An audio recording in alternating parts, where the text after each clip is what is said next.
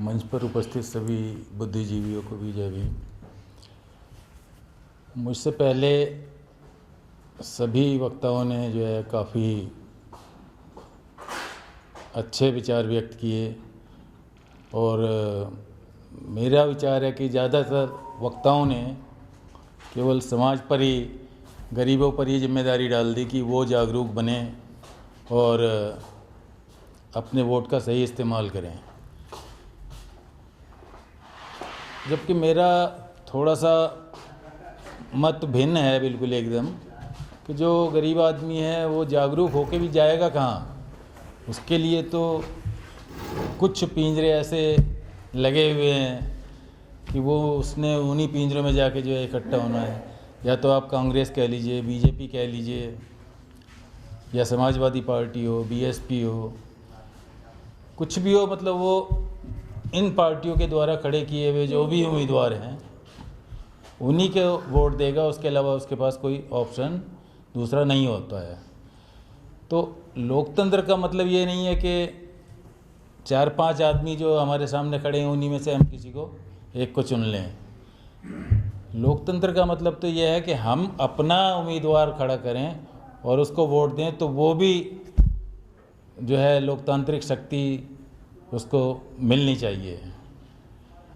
तो ये तो हमारा मतलब इस तरह का सिस्टम है नहीं, जो पहले से सिस्टम चला आ रहा है उसमें हम बदलाव भी अगर करना चाहें तो कुछ हमारे ही जो है लीडर, नेता वगैरह वो बोलते हैं कि भाई ये तो संविधान से अलग की बात कर रहे हो, तो आप संविधान से अलग कैसे जो है जा पाओगे। संविधान तो हमारे बाबा साहब ने बनाया है, डॉक्टर अंबेडकर ने बनाया है, उससे तो अलग हम जा नहीं सकते हैं। तो सवाल ये है कि बाबा साहब ने जो संविधान बनाया है उसमें कुछ बदलाव ऐसा तो कर सकते हैं जिससे कि गरीबों को कुछ अधिकार मिल जाएं।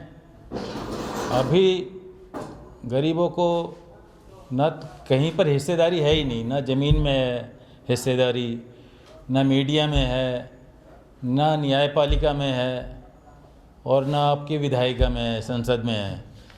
सब जगह जो है गरीब आदमी को लात मार कर बाहर निकाल दिया जाता है, और जो केवल पैसे वाले हैं वही लोग जो है वहाँ पर जाकर बैठ जाते हैं। तो जब सब जगह पैसे वाले ही बैठेंगे तो गरीब आदमियों की क्यों सुनेगा कोई। तो साथियों, मैं ये कहना चाहता हूँ कि हमें कुछ ऐसा आंदोलन चलाना चाहिए कि जिससे इन तीनों जगह भी गरीबों का जो है भागीदारी निश्चित हो सके। और ये निश्चित कैसे होगी? निश्चित जो है ये गरीबों की भागीदारी वोट के द्वारा ही हो सकती है, क्योंकि गरीब के पास पैसा तो है नहीं जो वो पैसा खर्च करके जो है अपने लिए वहाँ सीट पक्की कर लेगा। तो वोट का जो सिस्टम है यूएनओ ने जो 1948 में बनाया था उसको हम यहाँ फॉलो नहीं कर रहे हैं। यहाँ जब संविधान बना था तो उसमें संविधान सभा में भी अधिकतर जमींदारों के, राजाओं के प्रतिनिधि थे, तो उन्होंने केवल अपने लिए संविधान में जो है ऐसी व्यवस्थाएं कर लीं कि वो आखिर तक, मतलब ज़्यादा समय तक जो है उनको संविधान सभा में, लोकसभा में और न्यायपालिका में सब जगह उन्हीं का अधिकार रहे। अब आप आज भी देख लीजिए, जो रियासतें हैं पुरानी, उनके पास आज भी 1000-1000, 2-2000, 10-10 बीघे ज़मीन है। क्यों ऐसा क्यों है? क्योंकि उन्होंने संपत्ति को मूल अधिकार बना दिया था। संपत्ति उस टाइम अगर जो है नेशनलाइज हो जाती तो शायद हमारे यहाँ गांव में इतने लोग वह गरीब नहीं होते। तो संपत्ति है, धर्म है, इन सबको तो मूल अधिकार बना रखा है, और मूल अधिकार के लिए गरीब आदमी के मूल अधिकार जो है वो छीन रहे हैं। लेकिन वो डिस्ट्रिक्ट कोर्ट में मूल अधिकार के लिए आप जा नहीं सकते, क्योंकि डिस्ट्रिक्ट कोर्ट को उसकी जो है अधिकार नहीं है सुनवाई का। मूल अधिकार की सुरक्षा के लिए जो है हाई कोर्ट और सुप्रीम कोर्ट में ही जा सकते हैं, जहाँ जाना गरीब आदमी के लिए संभव नहीं है।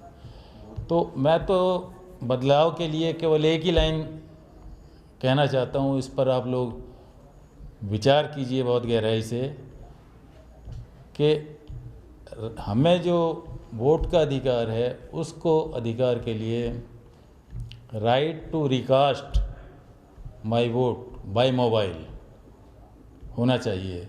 इसका मतलब है मेरा वोट है, अगर मैंने किसी को दिया है और वो सही काम नहीं कर रहा है तो उससे मुझे वोट वापस लेकर किसी दूसरे को देने का अधिकार होना चाहिए। तभी ये गरीब आदमी की जो है उसका लीडर सुनेगा कुछ कि भाई अगर मैं इसका काम नहीं करूँगा तो ये वोट मेरे से लेके किसी और को दे देगा। और मोबाइल से जब वोटिंग होगी तो कोई भी आदमी घर से बैठकर अपना वोट दे सकता है, तो उस पर कोई ज़ोर दबाव भी नहीं आएगा। तो मैं यहीं पर जो है इतना ही कहना चाहता हूँ, ज़्यादा समय नहीं लूँगा आपका। धन्यवाद। जय हिंद।